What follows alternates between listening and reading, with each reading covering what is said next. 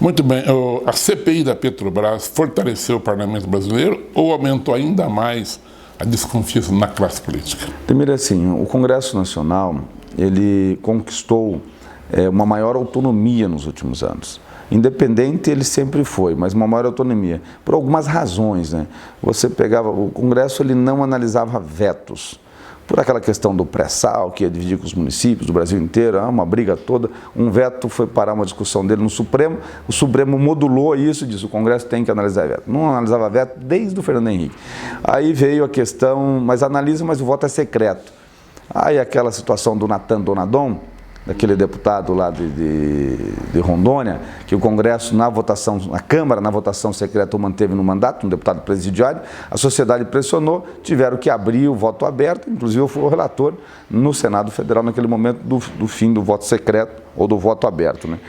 E aí vem, agora por último, as emendas impositivas, né?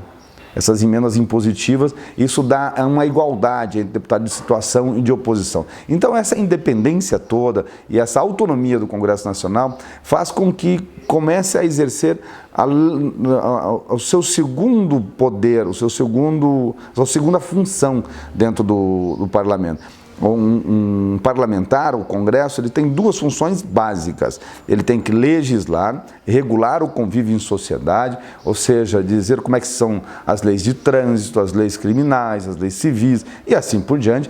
E ele tem que fiscalizar. Ele foi eleito também pelo povo para fiscalizar. Então ele começa a exercer essa função da fiscalização muito maior do que ele tinha antes, porque ele tem mais liberdade. O Poder Executivo perdeu um pouco do controle da manipulação dos deputados. Então, lógico que uma CPI ela é o resultado de um processo de independência, de autonomia do Congresso Nacional e dessa liberdade maior que tem o Congresso para fazer também a fiscalização. Por isso que várias CPIs tramitam ao mesmo tempo, e a da Petrobras trouxe um resultado fantástico, inclusive. A decepção do povo é que não se fala de alguém que foi condenado, nem um político. Não. Então, dá a impressão que aumentou ainda mais o descrédito em função... Isso é de fato muito ruim. Como é que você... Lógico que você tem que tomar um pouco de cuidado. Como é que você vai indiciar uma presidente da República se não tem, com toda essa investigação de 2, 3 anos, promovido pela Polícia Federal, pela Justiça Federal, e não conseguir indiciar? E agora uma CPI que é um indiciamento político. Você tem que tomar muito cuidado com relação a isso. Mas ali tinham muitos nomes que já estão presos, pelo amor de Deus, gente. Já estão condenados, que poderiam ter sido indiciados. Então, é esse o poder também da CPI. Ela levanta, ela investiga, ela indicia e ela encaminha as autoridades competentes para que promovam as medidas. Neste caso, como as autoridades já investigaram muito mais do que a própria CPI, pouco resultado prático vai ter essa CPI. Fala como é que está essa CPI de fundo de pensões, o que gerou essa CPI?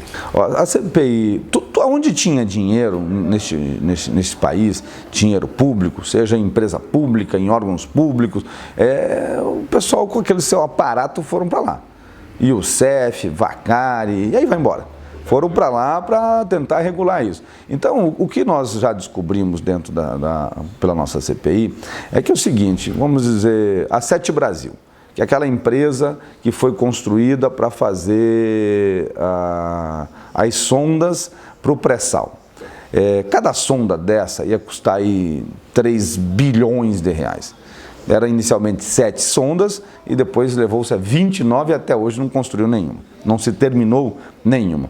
Mas de onde é que vamos tirar? Essas sondas todas elas eram importadas, construídas fora do país, e naquela época o Lula falou: não, mas temos que construir aqui no Brasil. A ideia é inteligente, não é? Dá emprego, renda e tal. Mas onde é que temos dinheiro? Temos dinheiro nos fundos de pensão. Então vamos pegar dos fundos de pensão para começarmos a construir e formar uma empresa nova. Tem centenas de bilhões de dólares investidos no Brasil dessa forma. E aí aonde vai aplicar? Como que vai aplicar?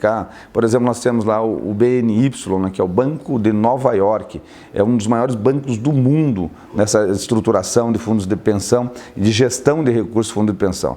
Tem lá só do Postales, que é dos Correios, e aí nós temos todos os carteiros do Brasil inteiro, e os do Assis Chateaubriand região também dentro desse fundo, e estão preocupadíssimos que pode não ter uma aposentadoria conforme tinham a expectativa de ter, e é isso que nós estamos cuidando. Pode ter sumido ali, desviado, depredado alguns bilhões de reais. O fundo, só para você ter uma ideia, o Postales ele tem hoje em capital em torno de 8 bi, o patrimônio dele, tem um déficit de 6,5 bi. Você veja, é um absurdo.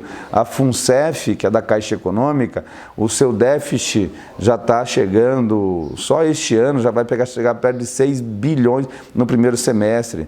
O Banco do Brasil, que é a Previ, nós podemos ter um déficit este ano de 13 bilhões de reais.